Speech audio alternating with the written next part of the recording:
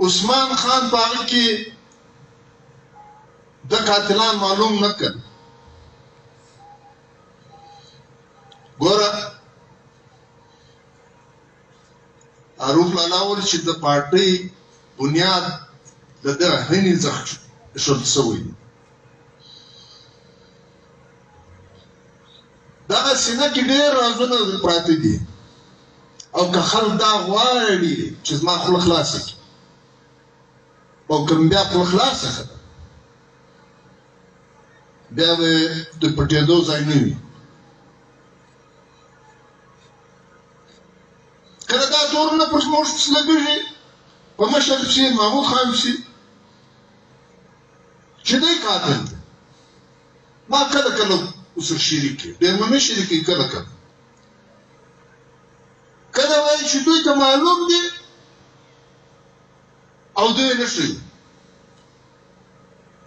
په مشر خو نه یم خبر، لیکن ما ته معلوم دي، ما ته معلوم دي. لیکن زه د دوی د څو مشرانو د اوو اتو مشرانو څخه د دې نن د پروګرام له توسط څخه که هغه دا پرمیشن راکړي چې نواسا په پریس کانفرنس کې وي، په جلسه کې وي، د پښتانه جرګه پر راغواړي، خو دا څو کسان د ماته پرمیشن راکړي سی یو نکته یو ثبوت یو شی پر لاس ورکړي.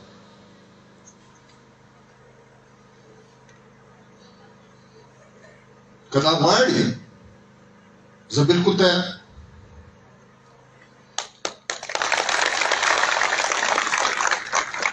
دا لفظونه دا تماشې به نه استعمالوي.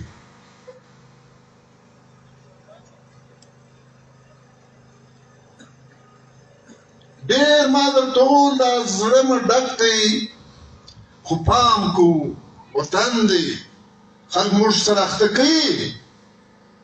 نور جهان چې دلته دی، نور ژبې، نور قومونه، نور هغه چې دي موږ سره